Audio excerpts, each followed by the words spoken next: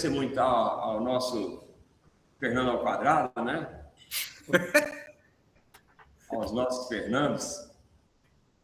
Gente muito boa, muito especial para nós e para a área. Muito obrigado pelo tempo aí, né?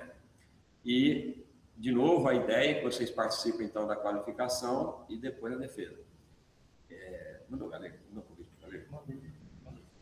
Então, obrigado por passar a palavra aqui para o Paulo. Então, você tem aí 40 minutos. Não mais do que isso. Depois a gente vai para as perguntas. Tá bom? Tá bom. Obrigado. Bom, primeiramente queria agradecer à banca, ao professor Fernando Costa, que já me acompanha aqui desde o mestrado, acompanha o meu trabalho, praticamente um revisor fixo, e o Fernando Sacomano, que já me acompanha desde a graduação, e agora é a primeira vez a oportunidade de avaliar a minha pesquisa. Eu vou colocar aqui em tela cheia. Um pouco mais alto aí, porque nós não estamos ouvindo. Vocês veem a tela? Sim, estou vendo. Sim, tudo em ordem. Bom, eu vou apresentar aqui o meu trabalho até então para qualificação, com o título Interação entre Química e Turbulência em chama de oxicombustão, com abordagem baseada nos números de Dunkuler e Karlovitz, orientado pelo professor Günther. Eu fiz uma separação da apresentação um pouquinho diferente do texto, começando pela parte geral, do contexto geral, até o problema específico da oxicombustão, passando pela revisão de literatura até alcançar as lacunas de pesquisa e, finalmente, os objetivos do meu trabalho. A metodologia dos resultados parciais até então e chegando até as considerações finais.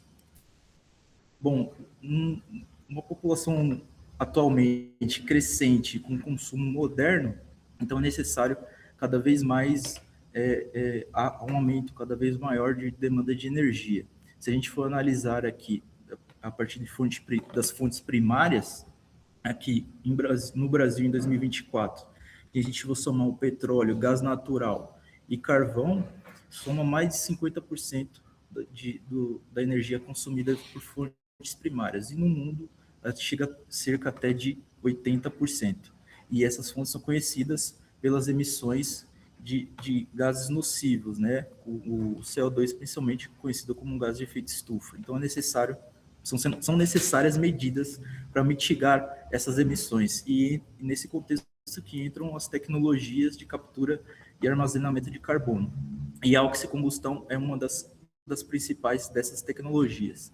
Ela consiste em realizar a combustão com oxigênio puro ao invés de ar. Mais precisamente, a oxicombustão consiste quando você realiza a combustão numa fração molar maior de oxigênio maior do que a consistente no ar, e com isso tem-se principalmente CO2 e água nos produtos de combustão. Aqui um exemplo aqui da oxicombustão do metano, aqui com o ar, que tem principalmente CO2, aqui numa reação global, CO2, água e nitrogênio, e no caso da oxicombustão tem CO2 ou água, que são mais facilmente separadas por condensação. No entanto, o primeiro problema, digamos assim, da oxicombustão é a alta temperatura dos produtos de combustão, que é um empecilho para temperaturas de turbina, uma aplicação numa usina termoelétrica.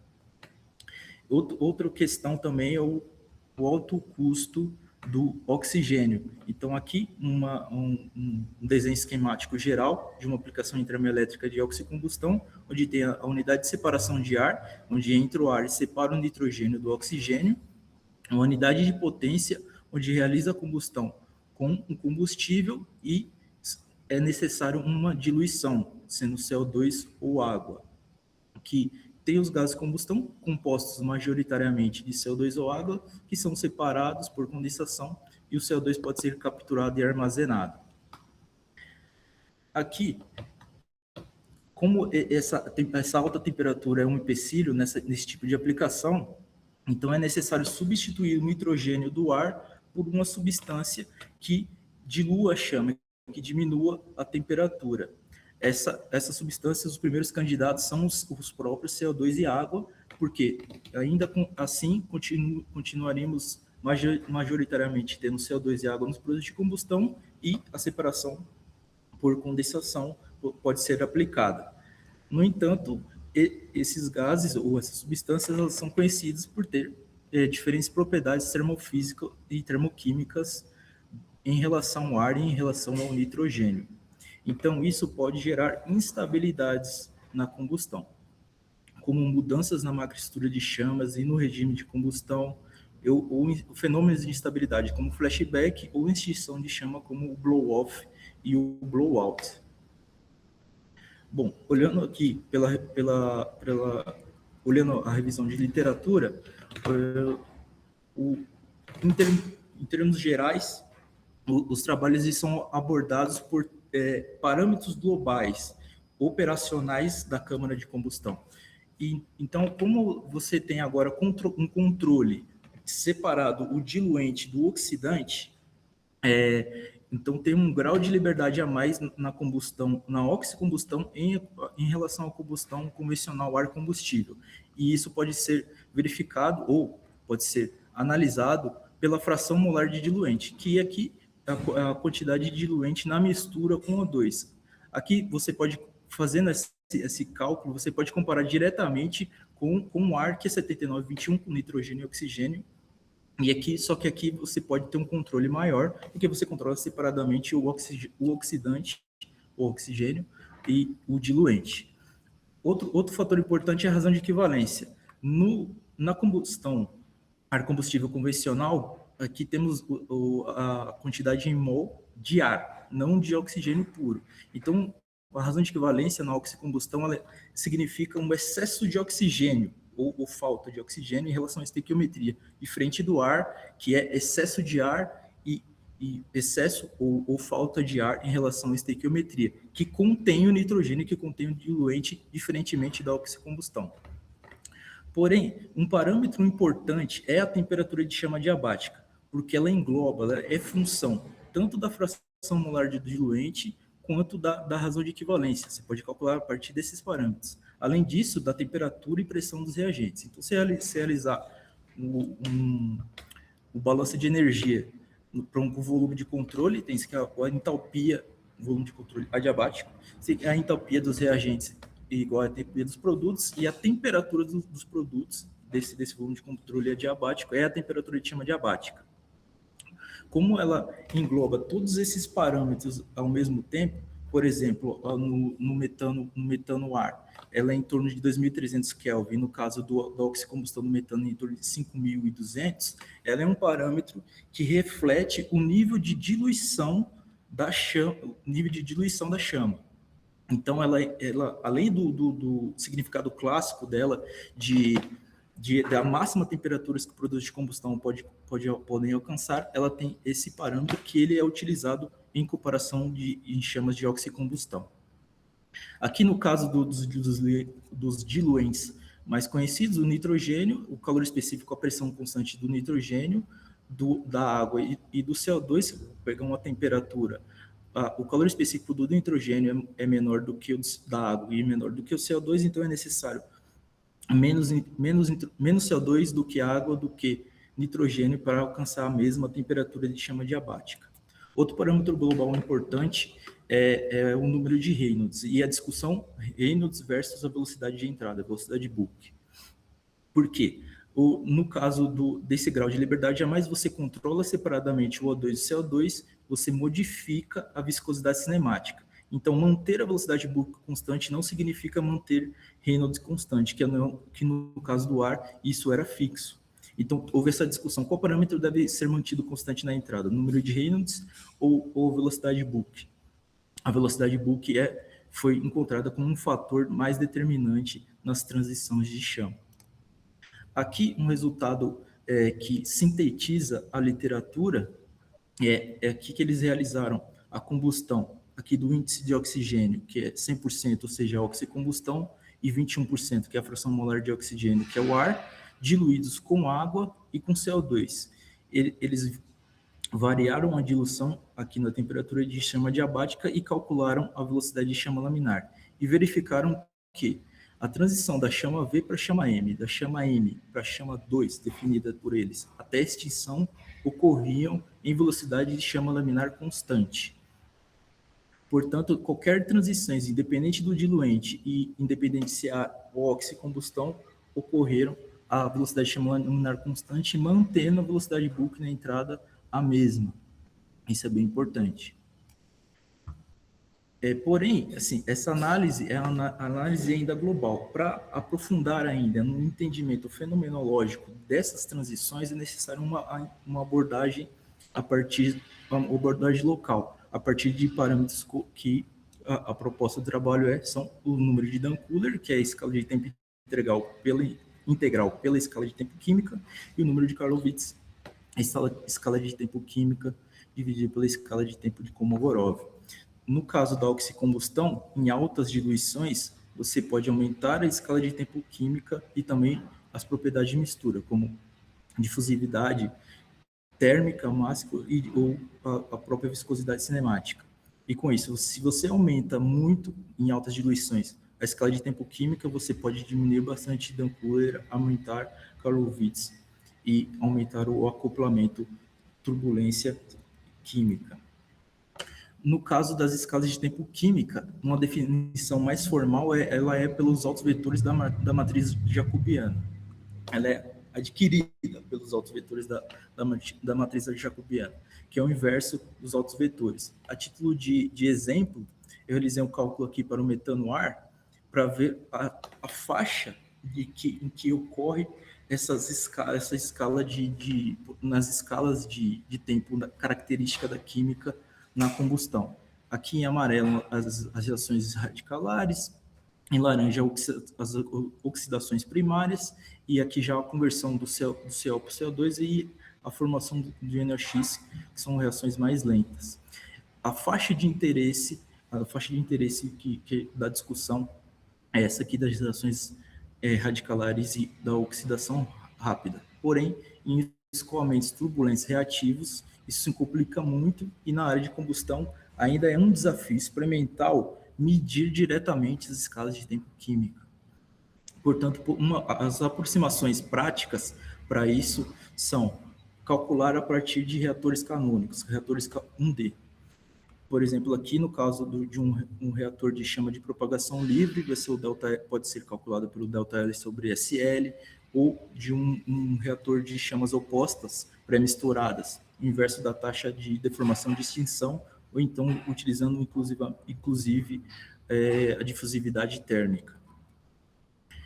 Bom, aqui no caso das escalas de movimento turbulento, aqui um exemplo clássico do Pope, da energia total à energia direcional da cascata de energia. A energia se transfere sucessivamente das grandes escalas integrais, até as menores escalas de Kolmogorov, a partir da teoria e das hipóteses de Kolmogorov, com essa inclinação de menos 5/3. A abordagem experimental pode ser por anemômetro de fio quente, que tem alta resolução temporal, porém é limitada a escoamentos não reativos, e também elevada sensibilidade. A velocimetria laser Doppler, que tem alta resolução temporal, porém ela é limitada a regiões pontuais, e a velocimetria por imagem de partículas, que tem medições 2D e 3D, porém é conhecida por uma limitação de resolução das menores escalas na escala de Kolmogorov.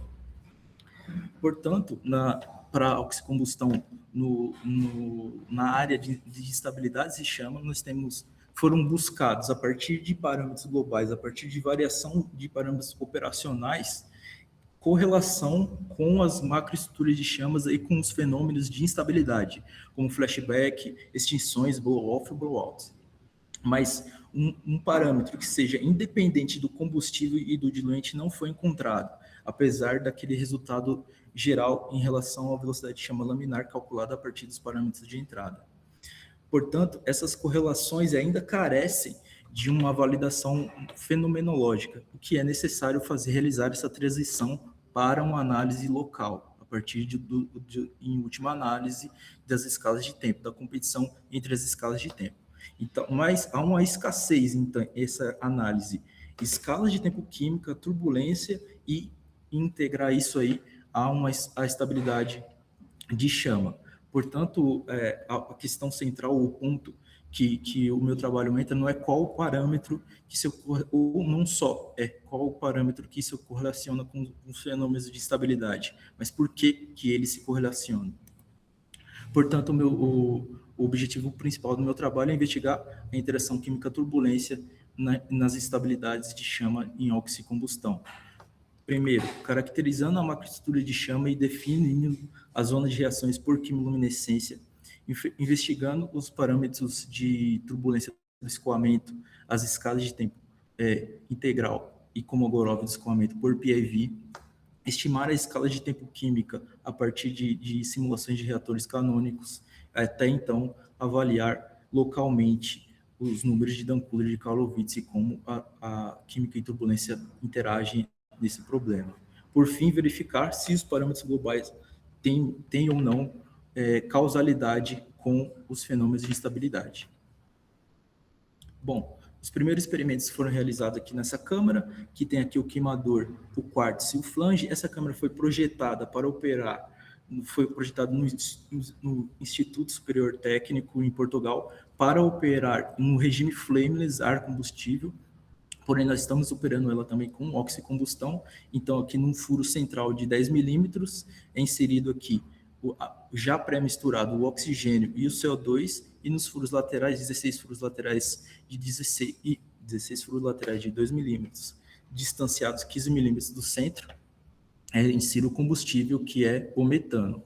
Então, nessa primeira parte do meu trabalho, eu realizei medições por quimiluminescência do radical H e por velocimetria por imagem de partículas, o PAV. Aqui um aparato geral, a bancada experimental, que tem aqui o sistema de alimentação de combustível, que são fornecidos por cilindros industriais, oxigênio, CO2 e metano, controlados por rotâmetros e inseridos aqui na câmara de combustão. Essa câmara aqui foi utilizada para o PIV e a câmara com intensificador para medir por quimiluminescência. Todos foram sincronizados e controlados via software da Dantec. Bom, aqui eu tenho que já... antes de definir as condições experimentais, eu tenho que partir dos resultados do meu mestrado,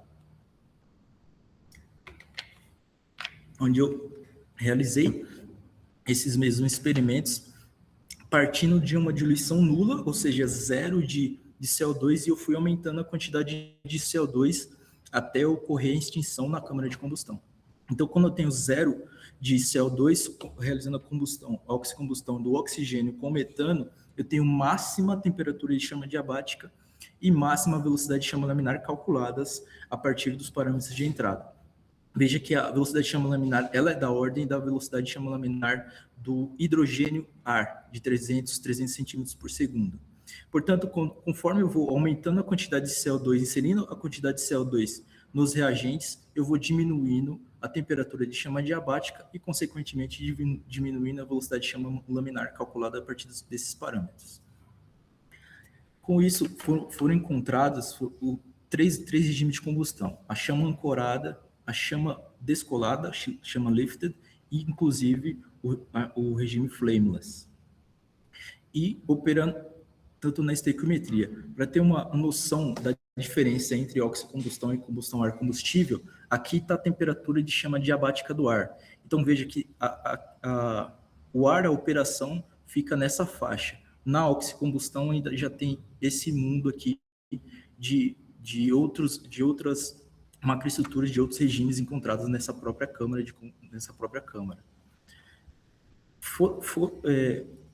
Eu realizei também medições, além daquela do Vandel 2020, em outras razões de equivalências.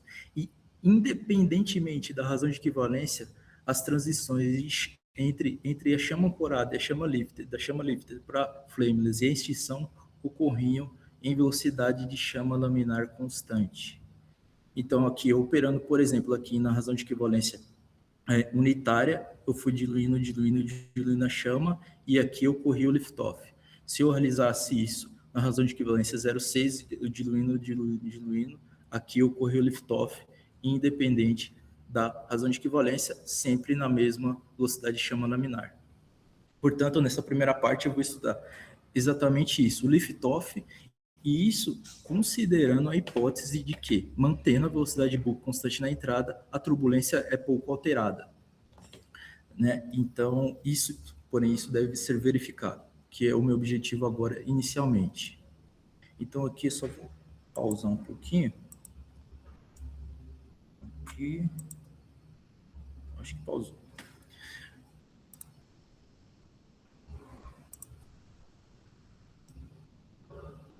Agora sim.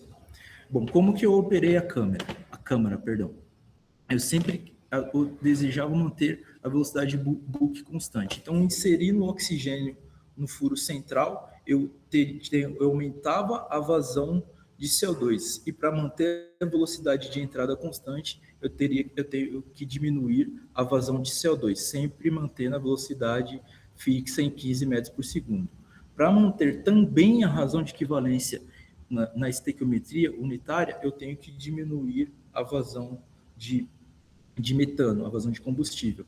Portanto, cada vez mais eu estou aumentando a diluição, aumentando o CO2, diminuindo o oxigênio e diminuindo o metano, para manter esses parâmetros fixos e modificando a fração molar do diluente. E é isso que eu estou fazendo aqui nesse vídeo, que eu vou deixar rolar aqui. Então, aqui eu estou operando, aumentando a diluição cada vez mais da chama ancorada, que ela fica próxima do queimador, e aqui ela já está iniciando o lift-off, e estou aumentando até aqui, que ela transiciona para a chama lift. Esse é o lift-off, descolamento.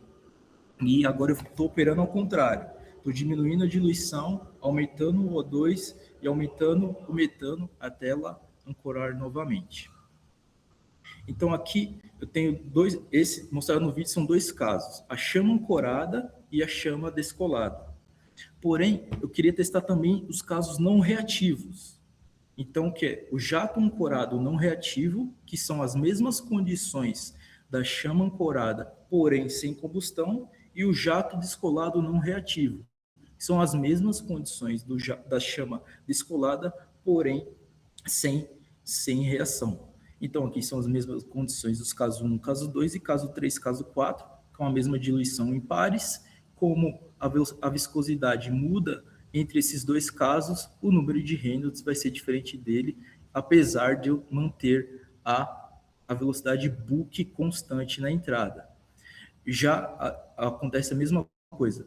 Uma vez que eu tenho que manter a razão de equivalência constante, a potência térmica diminui de um caso para o outro.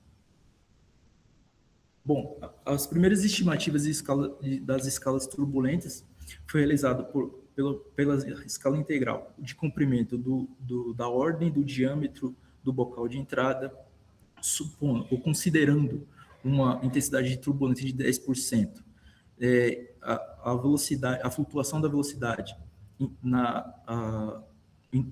parâmetro integral, ela é a mesma para ambos os casos, ancorada, reativa e não reativa, e descolada, reativa e não reativa.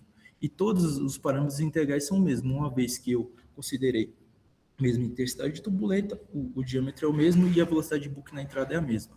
No entanto, quando eu realizo o cálculo aqui para as escalas de Kolmogorov, aqui a flutuação considerei a mesma, com epsilon calculado o mesmo parâmetro para todos os casos, mas a viscosidade cinemática é diferente. Então tem uma leve mudança aqui, tanto na velocidade, quanto da escala de comprimento, quanto na escala de tempo de Kolmogorov, sendo que a menor vai ser 1,8 10 a menos 4 segundo. O inverso desse valor dá aproximadamente 5,5 kHz. Como tem disponível a frequência de aquisição de 10 kHz para o laser do PIV, foi essa frequência que foi selecionada. Então aqui são os parâmetros do PIV, que foi realizado duas componentes, duas dimensões, um laser de 527 nanômetros com 3,1 milijoule por pulso a 10 kHz, a câmera CMOS de 12 bits com filtro passa-banda de 527, pares de imagens realizados com uma diferença de tempo com DT de 50 microsegundos, calculado pela regra de 1/4, com a janela de medição selecionada aqui na saída da câmera com 256 por 440 pixels, com field of view de 44 por 80 milímetros. Portanto, no final das contas, temos 10 kHz selecionados pela limitação da memória da câmera por 3 segundos e temos 30 mil campos. Os traçadores, o SIDIN foi selecionado com um óxido de silício, que ele tem uma específica de 260 kg por metro cúbico e diâmetro médio de 0,3 micrômetro. Aqui as imagens do SIDIN iluminadas pelo laser. Veja que aqui nas laterais, na lateral aqui um positivo, eu tive um problema de reflexão no quartzo, devido ao desvio radial um pouquinho do feixe do laser. E aqui em cima também falta de luminosidade e aqui também reflexão aqui no queimador. Mas aqui deu para verificar aqui o jato central e os jatinhos laterais. Para realizar o pré-processamento, ou seja, o cálculo antes do campo de velocidades, eu preciso fazer a subtração da imagem de fundo para assim aumentar a relação sinal-ruído, que ficou nessas imagens aqui. Veja que eu consegui melhorar um pouco aqui a reflexão no quartzo, inclusive aqui a melhor imagem aqui na saída da câmera e também aqui um problema que eu tive de reflexão no quartzo. Portanto, com esse pré-processamento foi realizado o cálculo do campo de velocidades, calculação cruzada adaptativa, e o pós-processamento, que é a rejeição estatística de outliers, que é a média, mais ou menos 3 desvios padrões, e foi rejeitado, passado um filtro passa baixa no temporal, e finalmente a análise dos campos médio radial e axial, o cálculo das componentes do tensor de Reynolds e a energia cinética turbulenta.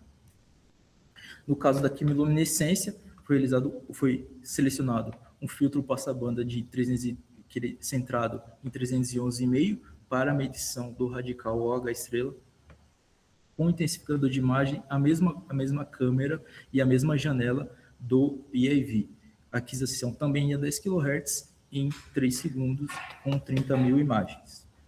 Aqui, as incertezas de medição da quimiluminescência, ela passa pela posição, que requer o alinhamento da câmera com a câmera e o intensificador alinhado com um alvo calibrado, posicionado na parte central do queimador. E, além disso, a principal fonte de incerteza dessa posição é a distorção da imagem causada pelo intensificador e pelo quartzo. Então, foi realizada uma primeira medição desse alvo calibrado sem intensificador e sem quartzo, e uma segunda com intensificador com quartzo, e realizada essa correção. Outro problema, já na medição própria do radical OH estrela, é o ruído do difusa, e esse aqui é o ruído escuro da câmera. Portanto, é um ruído inerente ao sensor da câmera, que ele aqui, veja que ele tem um pico de 225 unidades arbitrárias. Essa é a principal fonte. Outras fontes, esse aqui o sinal fora do plano focal. Aqui, essa parte cinza está representando a chama. Portanto, uma imagem ela pode ter uma luminosidade tanto vindo dessa parte de trás, digamos assim, da chama, e da frente, podem contribuir para o sinal do OH, o sinal medido na faixa do filtro. Então, só que a lente ela foi calibrada com foco aqui nessa direção. Então, essa diferença, mesmo que pequena, ela também gera incerteza. Outra importante é aqui, por exemplo, aqui, deixa eu pegar aqui, a faixa do filtro, ela está aqui, que é justamente o OH estrela de interesse. Porém, outras espécies podem contribuir também nessa faixa, que é o caso do CH2O estrela, HCO estrela e do CO2 estrela, que é importante na oxicombustão. Portanto, a incerteza padrão combinadas, combinando todas essas, ela variou entre menos 10,3% e 2,3%. Aqui, finalmente, o pré-processamento consistiu na correção da distorção de imagens que eu falei, causadas pelo quartzo e pelo intensificador, e o pós-processamento, que é a limerização, que é o threshold conhecido, o filtro passa abaixo no tempo e o filtro mediana espacial. Realizando esse pós-processamento nessa imagem aqui, que é a imagem crua, a imagem medida, ela passa para ser assim, na imagem média. E também foi aplicada a transformada inversa de Abel. Porém, para aplicar a transformada inversa, foi necessário realizar a simetrização da imagem média, que é essa imagem aqui. Então, a partir dessa simetrização, que foi realizado um cálculo da média de pontos equidistantes do eixo de simetria, foi possível calcular a transformada inversa de Abel e, para análise, também a intensidade média. Como os resultados parciais,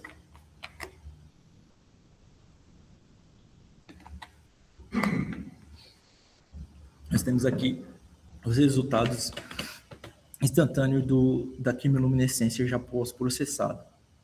Então, aqui a chama ancorada, ela tem uma macroestrutura conhecida no formato de jato, que variou com uma fração molar de 0,44%.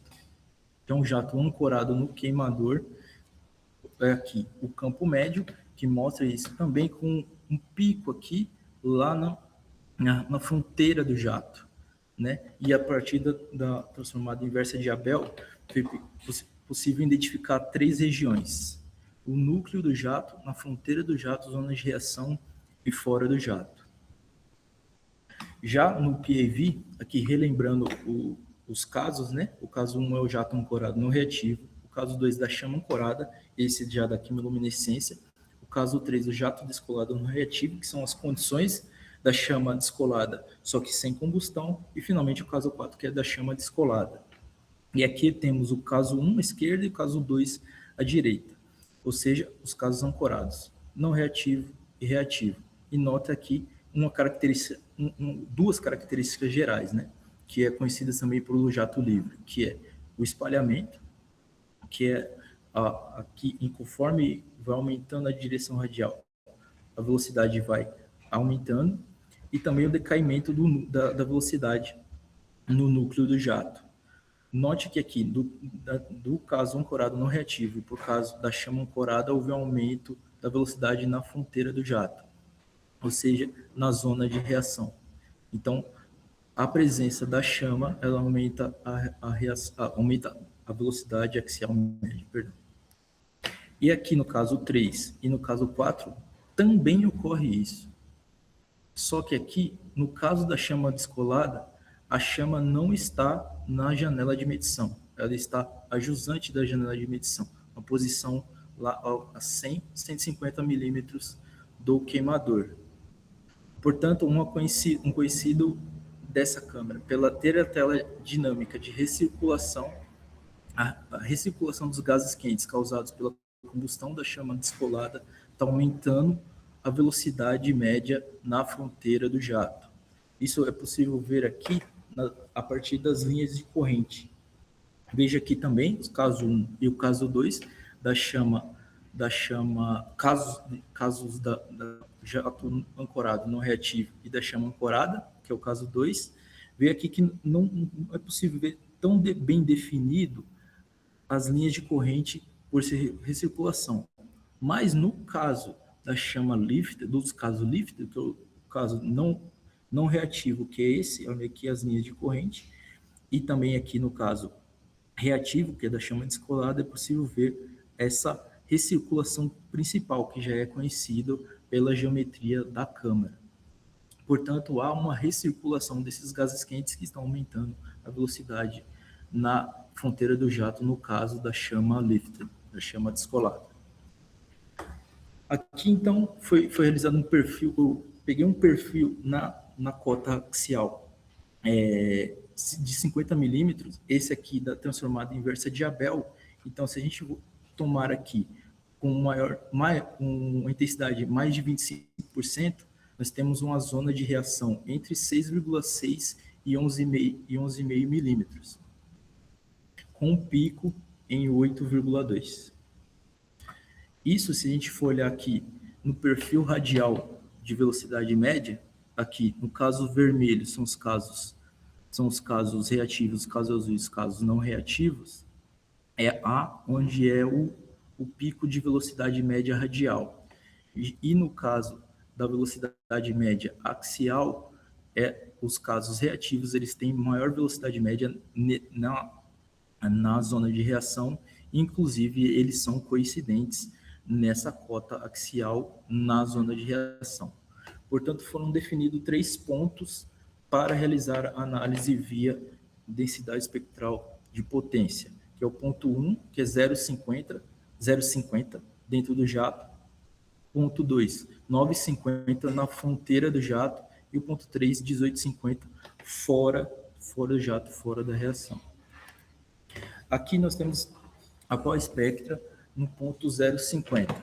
Veja que assim, os casos, nas menores escalas, os casos não reativos, ele tem maior conteúdo energético, digamos assim, nas altas frequências no ponto central. E também tem uma aderência boa com o menos 5/3.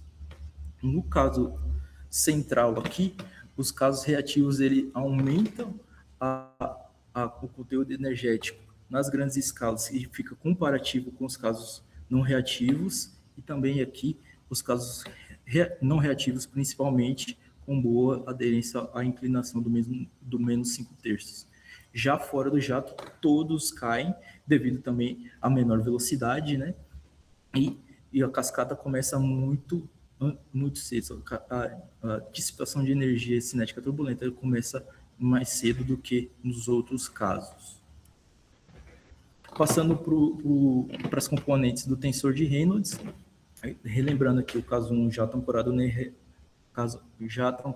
reativo e da chama ancorada, nota-se aqui uma diferença do que a chama ancorada, ela aumenta aqui, além de ela modificar a posição central, a posição do pico, melhor dizendo, dessa componente, da componente normal axial, ela define aqui uma maior flutuação na direção axial.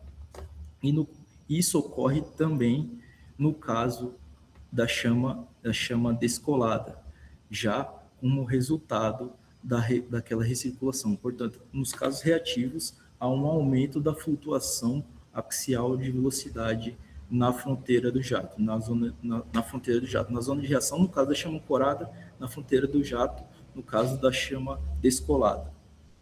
Porém, passando 2. Aqui. Porém, quando se for analisar a componente normal radial, perdão, há uma diminuição dos valores no caso da chama ancorada. Portanto, ela diminui a flutuação radial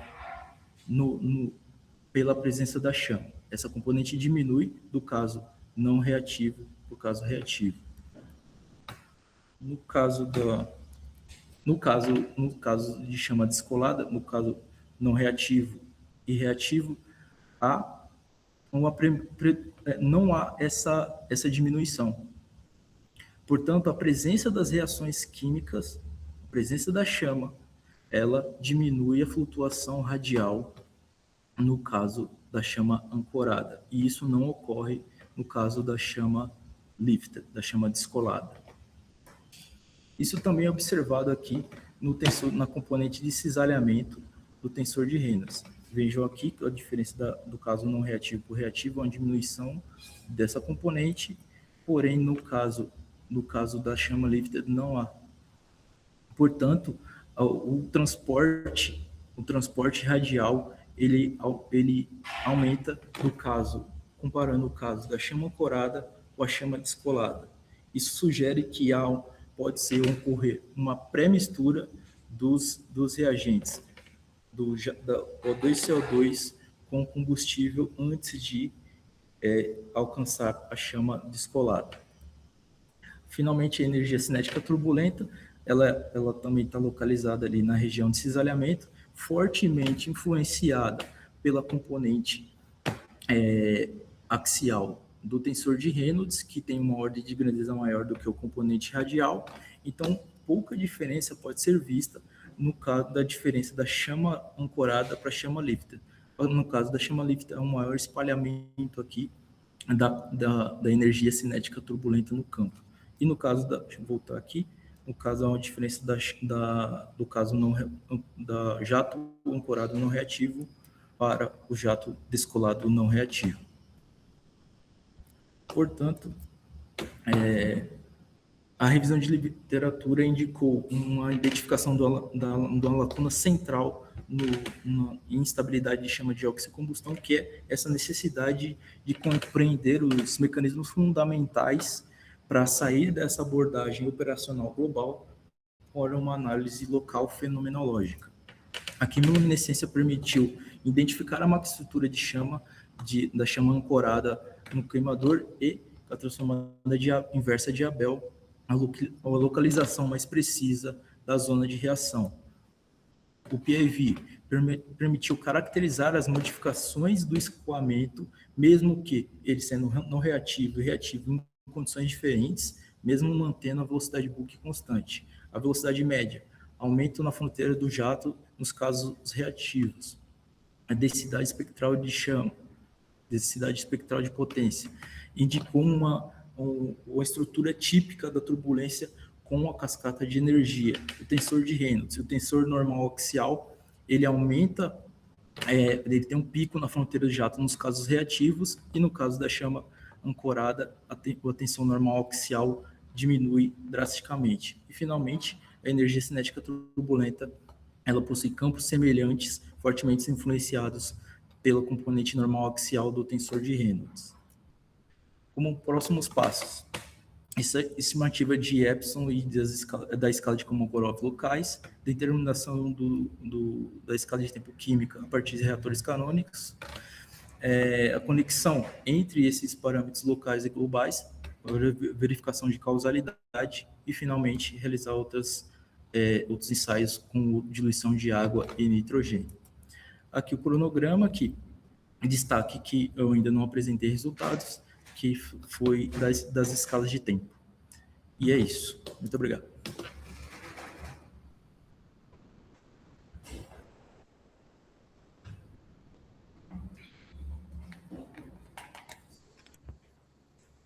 Obrigado, Paulo. Conseguiu falar aí nos 40 e poucos minutos? Então vamos passar a... Quer fazer uma pausa? Não, tá tranquilo. Calma. Então vamos passar a arguição.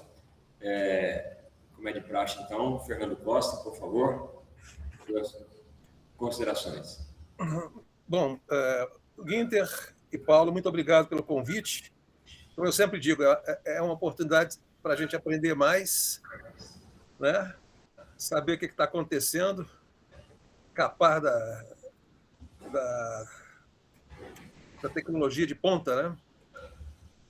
Eu fiz as anotações, eu não tive muito tempo, porque como eu comentei com o Paulo, hoje de manhã eu tive que dar uma aula, tive que preparar a aula assim, em poucos dias também, lá no exterior, então eu fiquei meio apertado, né? Mas deu para perceber que o trabalho tem um potencial significativo. O Paulo é um cara que trabalha bem, fala bem, parece estar bem motivado, né? Cheio de energia, então... há esperanças para o mundo, tá certo?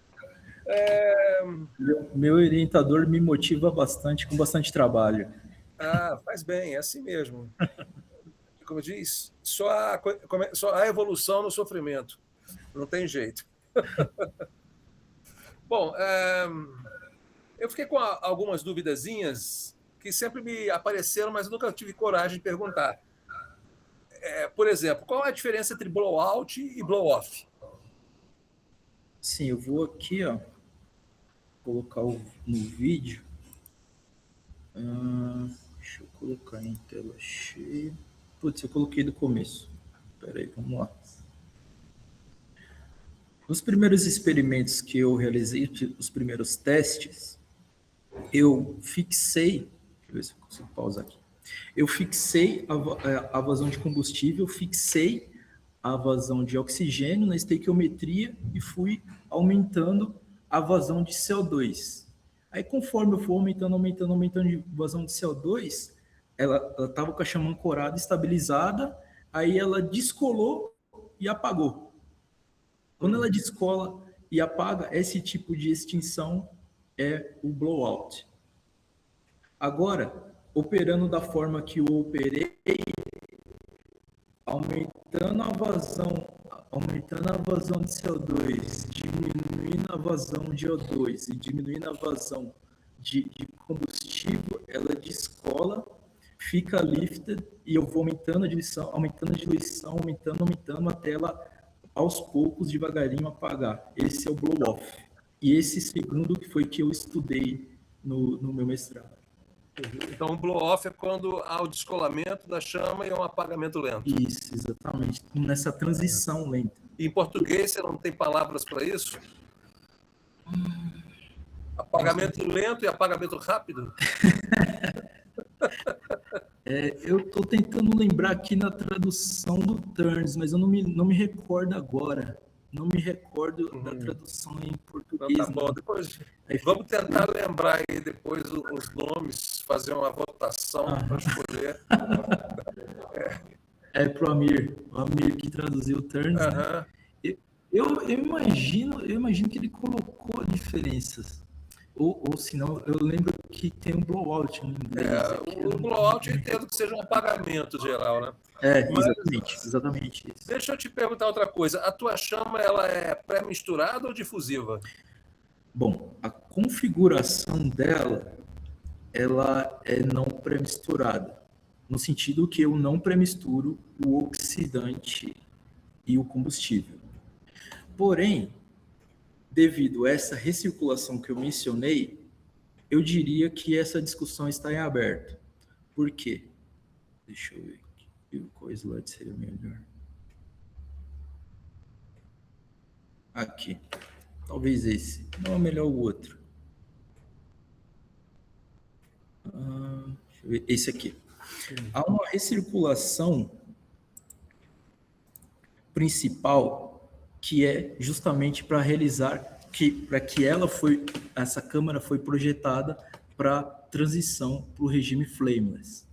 Então, quando a gente tem a chama ancorada, por exemplo, a chama, de fato, ela está separando o oxidante e diluente na parte central do combustível na parte lateral, dos furos laterais. Porém, com essa recirculação, a pergunta que fica, o que recircula? Ou será que pode recircular oxigênio o suficiente para realizar uma pré-mistura com combustível? Então, eu não tenho evidências para responder essa pergunta, mas eu diria que o resultado esperado é que a chama ancorada se comporte como chama de difusão, ou seja, tenha uma estrutura de chama de difusão.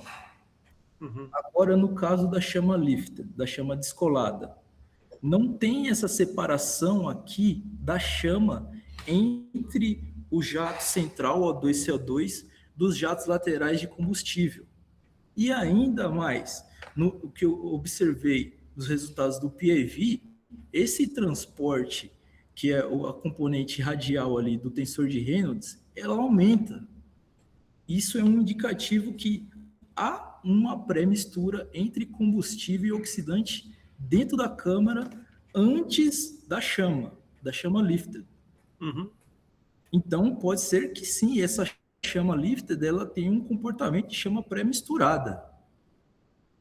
Então, a resposta é complicada para as duas chamas. Então, eu diria, como resultado esperado, é esperado que a chama ancorada tenha comportamento de chama de fusão e a chama descolada tenha comportamento de chama pré-misturada. Certo. Parece isso razoável a sua interpretação, né? Parece sim. Quando você mostrou como chama, a integral inversa de Abel, fica bem definida lá a zona de reação, né? Isso o que é? A zona de reação, né? Então, isso. Quando a gente vê uma zona de reação tão certinha aí, aparentemente é difusivo isso aí, né? Está bem localizado, assim, não está espalhado, porque, bom, se bem a pré-misturada também pode estar, né? Mas, sei lá, isso me lembrou algo difusivo, né? A queima só na periferia do jato, né? Queima só na periferia. Tá? Perdão. Não, Como queima só na periferia, seria uma chama difusiva, né, na periferia do jato ali. E outra coisa, essa espessura dessa chama seria interessante comparar com a espessura de uma chama pré-misturada efetiva, que tem como calcular usando o Kenkin, né, a espessura real, se você tiver como simular, né, um programa de simulação, ou, teoricamente, alfa sobre SL ao quadrado, a velocidade de chama laminar. Né? Eu queria só para ter uma ideia de como, se é comparável isso realmente, corresponde, né? Se esse método seria um método legal de medir a espessura da chama, olhando essa integral inversa aí, você mede a zona brilhante, aí diz, é aqui que é a espessura da chama. Né? Talvez fosse curioso fazer isso, simular a chama pré-misturada, né? Para cada condição aí, né? E usar o Kenkin, aí determinar o comprimento da chama e comparar com isso aí. Eu não sei se vai bater, né? Mas talvez na chama descolada, aí você obtenha algo melhor. Não sei. Aliás, eu não vi a reconstrução de Abel para ela descolada, né? Como é que fica? Você sabe? Eu não fiz, eu teria que resgatar os meus resultados do mestrado, então eu não apresentei aqui. Porque aqui, como a chama descolada está fora da janela de medição que eu selecionei, então eu não fiz a quimiluminescência dela agora aqui. Você sabe que essas perguntas que eu te faço serão feitas pelo revisor do artigo que você eventualmente vai publicar. Então é melhor você responder agora do que responder depois, né? Tá? Outra coisa, você tem umas tabelas aí e que você diz que usou as mesmas condições para o jato não reativo e o jato reativo. Né?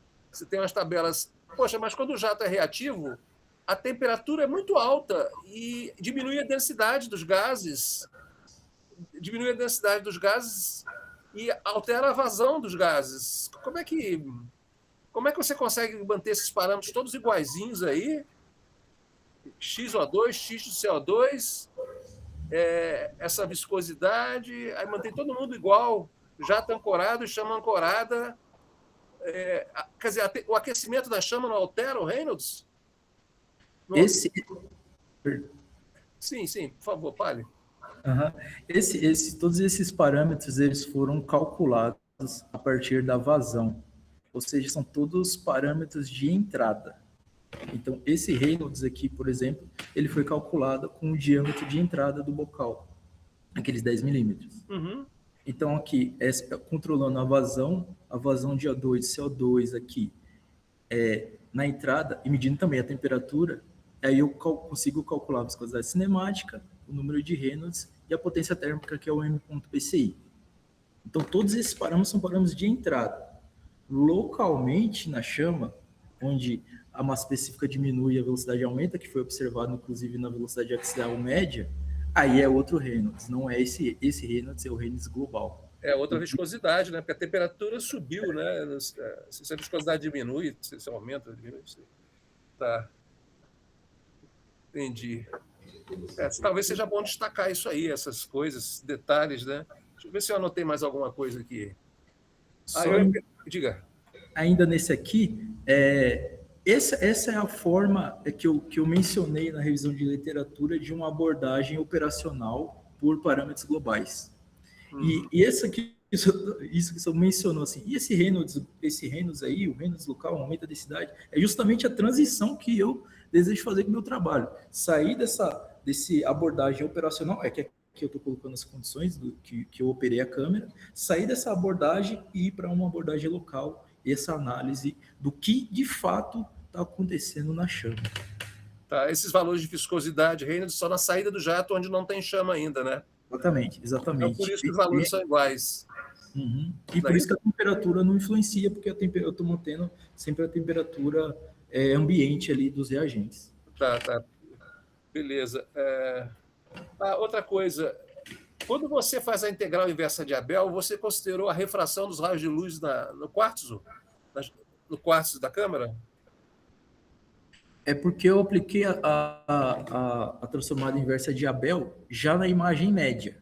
E essa imagem média ela já está pós-processada.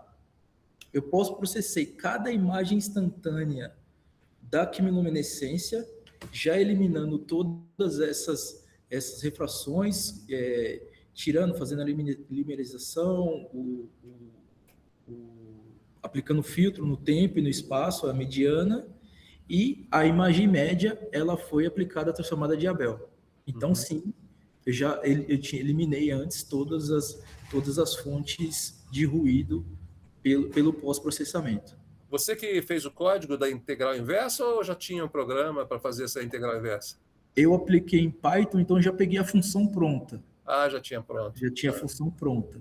O que eu tive que fazer, tive que aplicar foi um algoritmo para simetrizar a imagem média, antes de aplicar a transformada inversa de Abel. Ah, interessante.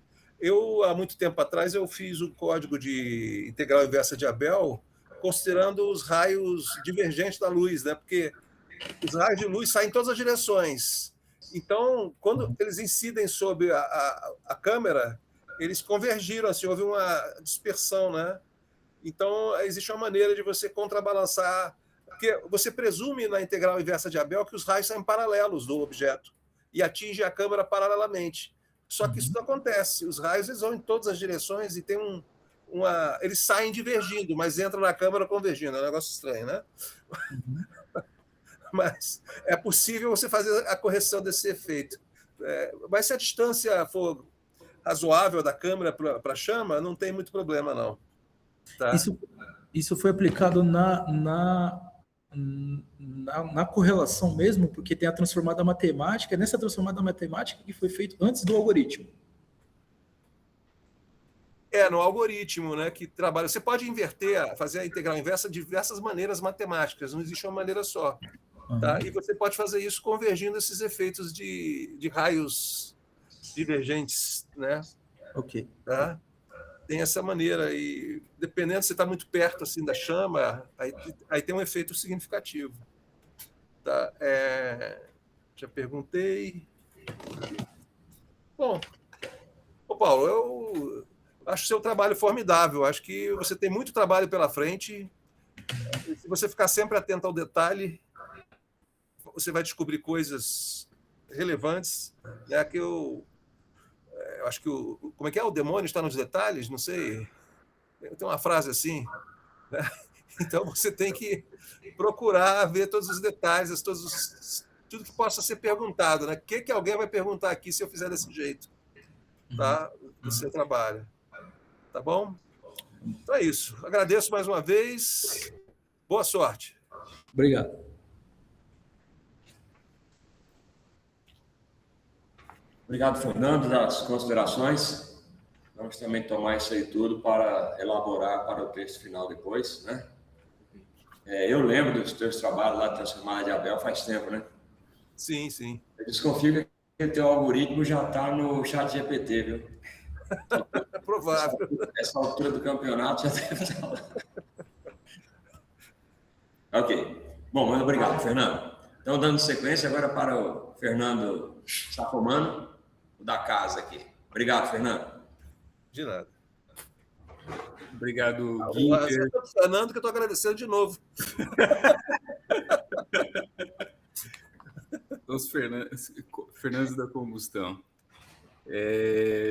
Guinter, novamente, obrigado, Paulo, pelo convite. É um prazer, uma satisfação, tá, participar dessa banca. E é muito legal também, para mim, né, ver toda a sua evolução, Paulo, né, ao longo do tempo, né. Me lembro que logo que eu retornei para cá, né, você estava na graduação ali, começando seus trabalhos no laboratório, né, então, ali timidamente e tal, né, e hoje aí você está com foram várias habilidades e muita competência desenvolvida nessa parte, que é uma demanda muito grande que a gente tem, que é a parte experimental e envolvendo chamas turbulentas, tá? Então, uma área muito importante, né? E tem pouca gente trabalhando com isso, tá? Principalmente aqui no Brasil, né? É muito importante aí, essa motivação sua é legal de ver, muito bom ver, tá? Eu preparei aqui algumas questões, né? Infelizmente, eu não consegui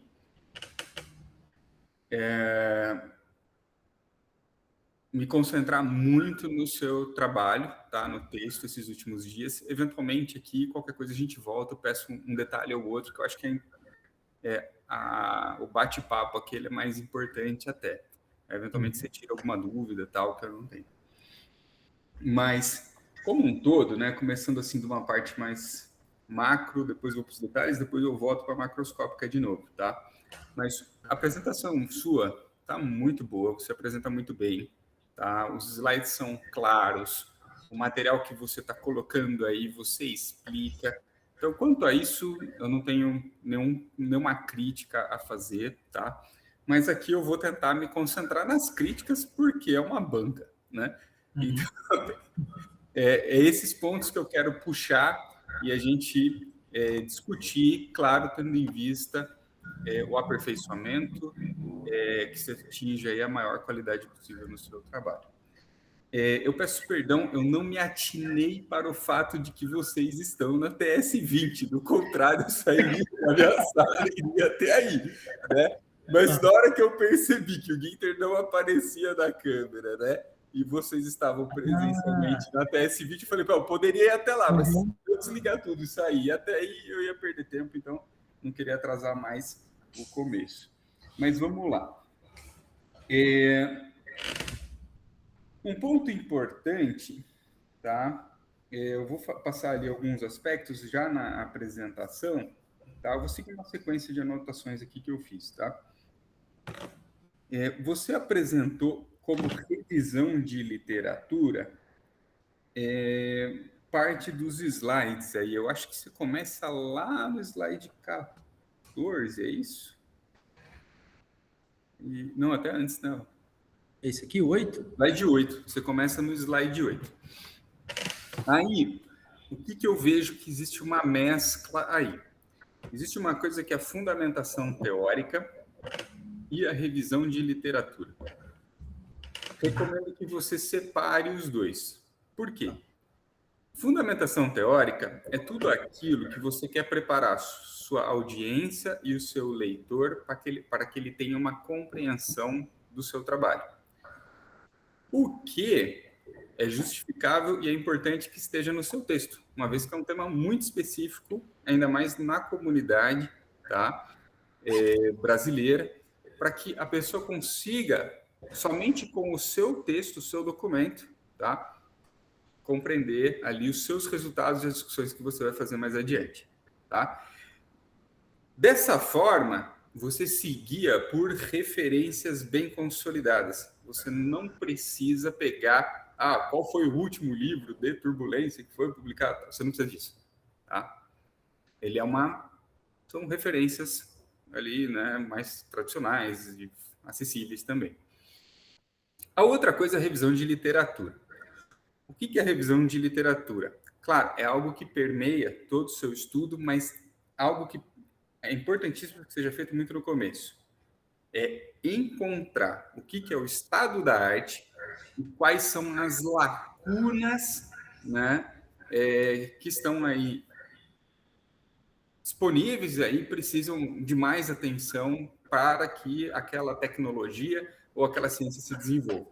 Você chegou a fazer isso, você apresenta isso lá no slide 14, tá? Que ali você destacou, o que falta? Então, aí estão as lacunas. Então, legal. Era isso que eu queria ver como revisão de literatura. Não é usual colocar revisão de literatura numa apresentação, tá? Mas a forma como você colocou um único slide, mostrou as lacunas, está já justificável. O resto é fundamentação teórica. Uhum. Beleza? Uhum. Ok. Tá. Legal. Deixa Fernando, eu ver. Fala. posso fazer um comentário aqui? Claro. Aqui, então, eu trouxe aqui a temperatura de chama diabática e o número de Reynolds. Sim, aqui na verdade, fundamentação teórica. Mas eu queria destacar que na oxicombustão há uma diferença. Então, assim, não é diferente analisar você pegar o número de reinos versus velocidade de Boole com a combustão a ar, combustível convencional e oxicombustão, a mesma coisa com a temperatura de chama diabática. Para aí sim chegar aqui nesse trabalho, por exemplo, que eu selecionei dentre todos para apresentar, que eles já utilizam todo esse ponto e já consolidam. Já toma como partida. Né? Já toma isso como ponto de partida, já está tudo certo. Esse é um trabalho de 2020, eles aplicaram também em 2022, que vem uma bagagem assim, de 10, 20 anos de revisão de literatura para poder chegar aqui e apresentar aqui. Então, esse foi meu raciocínio para a apresentação. Para mim está claríssimo, tanto que sua apresentação fluiu. Tá? Do contrário, ela não fluiria. Poderia ficar falando no vazio quase. Né? Mas não, ela foi bastante didática. Agora, o nome disso é fundamentação teórica. E veja só, você acabou de apontar a diferença entre um artigo técnico e uma dissertação, uma tese. Né? Na tese, você tem espaço e é importante que você faça isso, porque você está interessado que o leitor acompanhe. Tá? No artigo, você está focando no ineditismo. Tá? Então, você já toma como pressuposto, você chega lá, ó, aqui o número de reinos, esse problema aqui já foi discutido lá, e entra lá, põe a referência e o cara que se vire, entendeu? Ele não precisa ser standalone, tá? Agora, a tese, a dissertação, sim, precisa ser standalone. Tá? Beleza? Beleza. Joia. Legal. Eu vou para os pontos mais pequenininhos primeiro, depois a gente vai para o maior, tá? 19.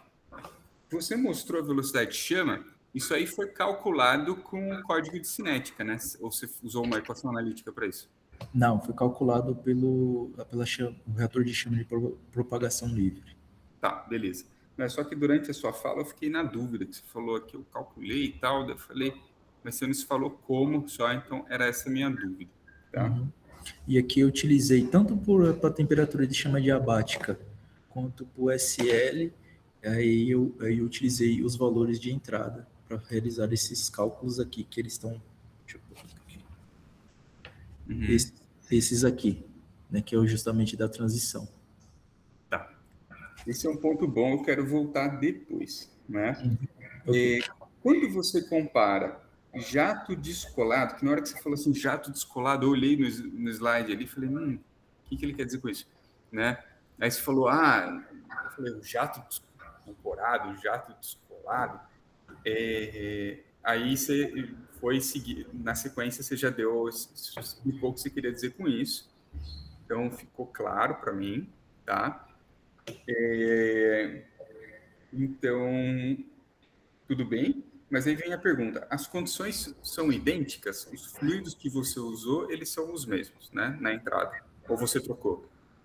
Não, são os mesmos. São os mesmos. Então, você tem combustível oxidante, tem lá disponível? Sim. Tá. A única diferença, de fato, é que não foi realizada a combustão nos casos não reativos. Tá bom. Entendi. E aí eu tive essa questão, assim, né, de como escolher um nome que de fato entenda exatamente isso, né, por isso que eu coloquei um jato ancorado, não sei se, porque ficaria jato não reativo para os dois casos não reativos, né? Você explicando o que você quer dizer, você pode vira um nome próprio, praticamente. Né? Então, tá tudo bem, né? Legal, eu acho que aí os pequenininhos já foram. Deixa eu ver. A gente já pode entrar nos mais graúdos, mas eu tenho uma pergunta fundamental. Como eu não acompanhei seu mestrado, a pergunta mais natural de abertura que é como o seu trabalho se diferencia do seu trabalho de mestrado? De mestrado é justamente nesse ponto aqui, ó. Deixa eu ver aqui. Que é nesse slide. Aqui, o que eu encontrei como resultado foram essas correlações entre a velocidade de chama laminar e a transição da chama corada para descolada, e também na extinção de chama, no blow-off. Essa correlação. O que eu quero identificar agora essa correlação significa causalidade? E para isso eu preciso fazer exatamente a transição dessa abordagem global, operacional, para uma abordagem local, que é justamente a lacuna de pesquisa. Então, aqui, todas essas transições ocorreram, esse SL, essa velocidade de chama laminar calculada com os parâmetros de entrada. Mas o que isso realmente significa fenomenologicamente, localmente? Por isso eu selecionei a janela de medição ali na entrada, onde na chama corada tem chama, tem reação, e na outra chama não tem. Porque eu estou interessado nesses primeiros resultados parciais no lift-off, na diferença de estabilizar a chama próximo ao queimador e estabilizar a chama ao longe, ali, assim, flutuando. Então, essa transição de uma análise operacional para uma análise local fenomenológica é a diferença, é o avanço entre o meu mestrado e o meu doutorado. E para isso eu uso o PEV, coisa que eu não usei no mestrado. Entendi. Tá. Porque assim, antes, né, tendo em vista aí os projetos, eu achei que você ia estar envolvido diretamente com diluição com água, tá? Com vapor. Achei que você iria caminhar fortemente nessa direção, tá? Mas eu vi ali que você colocou como os próximos passos. Acho isso super legal. A única dificuldade é que o jato descolado ali e tal vai ser um pouquinho difícil, né? Que você vai estar com alta temperatura, tudo. Bom, mas tudo bem. Mas é um desafio legal trabalhar com vapor, né? Vai ser um desafio legal. Agora, uma pergunta, né? 2 perguntas, tá? Nesse contexto, você chegou a pensar em trocar o combustível e fazer uma análise independente do combustível simples? Sim, eu pensei de forma, digamos, focado na pesquisa, né, em trocar o combustível de metano para hidrogênio, ou fazer, né, variações de metano e hidrogênio, que seria um avanço. Mas como assim, eu ainda estou na transição ainda de diluentes, né? Eu fiz alguns experimentos com diluição com nitrogênio, num comportamento relativamente semelhante. Tentei fazer com vapor d'água, que já temos vapor d'água no laboratório, porém o vapor está condensando no queimador, então eu tenho que fazer ali um pós-aquecimento, digamos assim, do vapor no queimador para poder realizar esses experimentos. E tem outro problema, que é quando você vai mudando do metano para o hidrogênio, você vai realizar a combustão de hidrogênio com oxigênio, que é complicado, né? Então, assim, tem uma questão de segurança aí que aos poucos, né? Mas, assim, assim, eu acho que ainda o hidrogênio, cara, hidrogênio, para mim, assim, opinião pessoal, é o cão chupando manga, sabe? Assim, é terrível, né? Embora muita gente estudando, porque a gente começa a ter, ele não é uma transição suave de combustíveis, tá? Porque você começa a ter efeitos muito pronunciados. Se a gente for para a oxicombustão, fica pior ainda, tá? Que é a difusão diferencial. Então, você já tem, pela ausência do nitrogênio, que o nitrogênio é o excelente diluente e vai deixar a gente sempre... vai botar todo mundo ali para andar parecidinho, né? Na hora que ele cai fora, ferra geral, tá? E que é o problema da oxi, né? Um dos problemas da oxi. E aí a outra coisa, colocar o hidrogênio, colocar um combustível que vai se diferenciar ainda mais de tudo. Mas, assim, penso num... Propano da vida, cara. Eu tava com propano na cabeça. Sabe? Eu ia até falar assim, o CO, mas o CO é muito tóxico, sabe? Assim, não dá. Ele é excelente, porque o mecanismo dele é simples, né? Quem gosta do CO é o Luiz Eduardo, numericamente, né? Mas, mas acho que propano seria legal, hein? Assim, só estou jogando no ar, hein? Porque já que você está atrás de uma generalização, eu acho que fazer uma substituição com combustível e ainda se pegar uma coisa que tem um SL mais baixo, seja mais tranquilo para mexer, porque o hidrogênio grille, cara. Eu fiz também experimentos não com propano puro, né? Mas com GLP. GLP. Só que eu tive problemas de fuligem. Eu operava a câmera, ele acumulava fuligem na parede e chegava até o ponto de fechar a passagem do quartzo ali. Mas o duro é que GLP é GLP, né? GLP, foi GLP, né? Talvez, não sei se com propano puro o resultado seria diferente. Acho que valeria a pena comprar um cilindro aí e testar, hein? Bom, aí falando em combustível. Combustível. Tá? Só estou jogando no ar aí. Sim, e o Matheus Rolim, ele está na chamada. ele vai realizar, o mestrado dele é em amônia. Só que o problema da amônia é a toxicidade e a gente já está também avaliando assim, como que vai fazer esses experimentos no laboratório. Mas o oxicombustão é importante para a amônia na redução de NOx também. Entendi. Então, talvez... Mas ainda assim, eu acho que a amônia ainda também é um combustível mais complicado, né? Porque você tem uma baixa e tal. Eu faria um minor improvement, sabe? Só mudar um pouquinho, mas a seu favor, tá? Ali, assim, no sentido de ser mais simples de operar, tá?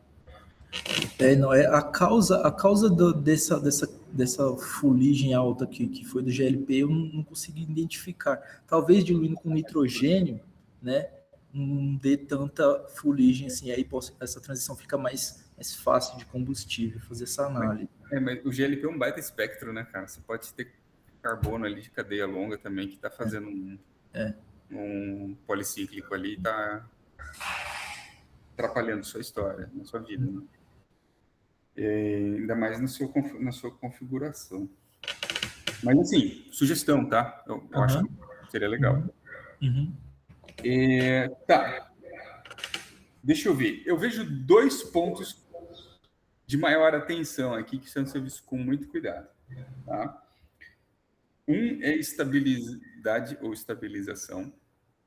E 2 é tensor de Reynolds. Tá?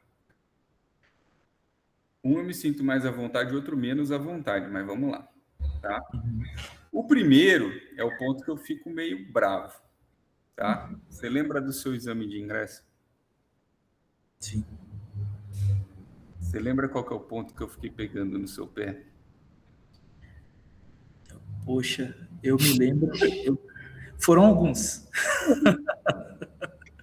O que me ficou na memória foi diferença entre cinética química e turbulência e chama e turbulência. Mas estabilidade e estabilização eu não me lembro agora. Tá. Eu acho que esse é um ponto importante aí para que você dê atenção. Quando eu olhei o seu trabalho, né, eu abri aqui o arquivo, fiz pequenas marcações que eu acho que nem vale a pena. Eu passo para você, mas é nada, tá? Mas eu passo aqui, peraí, deixa eu só chegar no título dele. Quero chegar no título, peraí. Aqui, ó. Interação entre química e turbulência, enxame de oxicombustão, abordagem baseada... Não, tá tudo em ordem. Aqui não é no título, não. É no resumo. Logo no resumo, de repente aparece estabilidade. E depois, nas conclusões e outros locais, vão aparecer instabilidade. Tá? E aí existem diferenças, né? Estabilidade te chama, instabilidade são palavras que andam junto e elas vão no contexto da gente estudar, de fato, a instabilidade no processo de combustão. Ultimamente, isso tem sido muito explorado no âmbito das interações termoacústicas. Ok. Tá? Então, a gente sabe aquelas chamas que tem seção local, tem gente que adora, né? Então, e é o foco, é esse, tá? Então, a gente vai operar num regime ali bem específico, tá? E vai ter configurações que visam esse estudo. Existe uma outra coisa, que é a estabilização da chama. Então, tem uma chama que opera em regime, eu estou vendo as diferentes formas em que ela vai operar, tá? E eu vejo no seu trabalho que ele está relacionado à estabilização do chão. Entendeu? Sim. Então, eu exploraria mais o termo estabilização do que estabilidade e instabilidade, que vai do inglês